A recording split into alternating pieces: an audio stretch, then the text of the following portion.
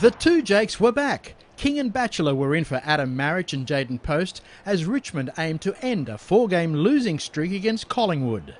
Fullback Chris Tarrant returned for the Magpies along with Dane Beams, while coach Nathan Buckley said he would persist with Chris Dawes as the second ruckman to support Darren Jolly. Both losers last week, they opened their accounts in round two by hitting the woodwork. Jack Rewalt lines them up and it's a poster apiece. In just his second game, teenager Jackson Payne kicked the first goal before Jared Blair made it back-to-back for Collingwood. That easy for the Maggies, Blair gets it. Brad Miller's intercept opened a window for the Tigers to get their first. Just needs to drop it perfectly and he has. The Tigers have got their first goal of the night. Behind the glass, pie and wine for the former Magpies mentor Mick Malthouse, as a calf injury ended Tarrant's night before quarter time and Shane Edwards put Richmond within a kick soon after it.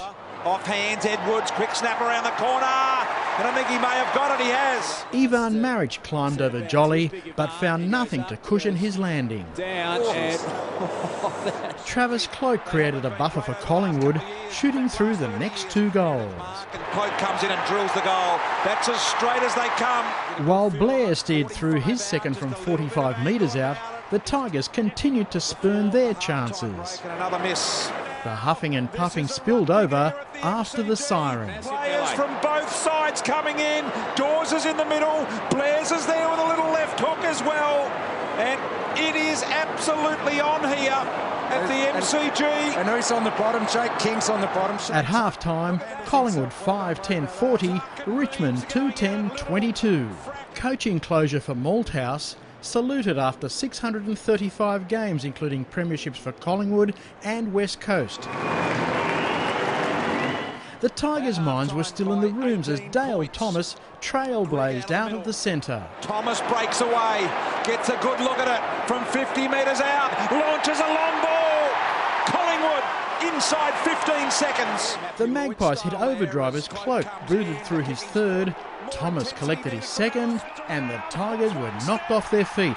7 consecutive goals, 4 in this quarter. Alex Fasolo's second major made it 5 goals in 6 minutes, and the Magpies moved into the 70s before Richmond finally got a wiggle on. Deledio lets it rip from 50 to an open goal square. That's what they need, and they get it through their superstar Deledio. King was subbed out of the game with a knee injury before the Tigers scored their fourth right on three-quarter time to cut the margin to 7 goals. Conker lets it rip, it's bending back, it's a goal. As the sounds of Spiderbait thundered around the venue, the stinging address from coach Damien Hardwick remained ringing in his players' ears. Miller, the first to respond for the Tigers. Comes to Miller.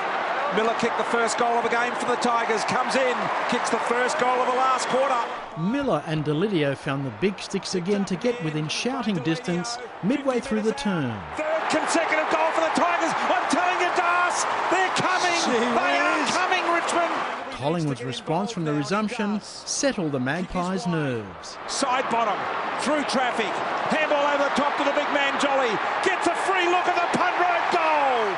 Full-time Collingwood 12-13-85, Richmond 8-16-64. We knew they're a side that, they played really well last week for that first half, and we knew they were going to try and, stick with it for a bit longer, and they did that. They're a very good side, and credit to our boys for grinding it out.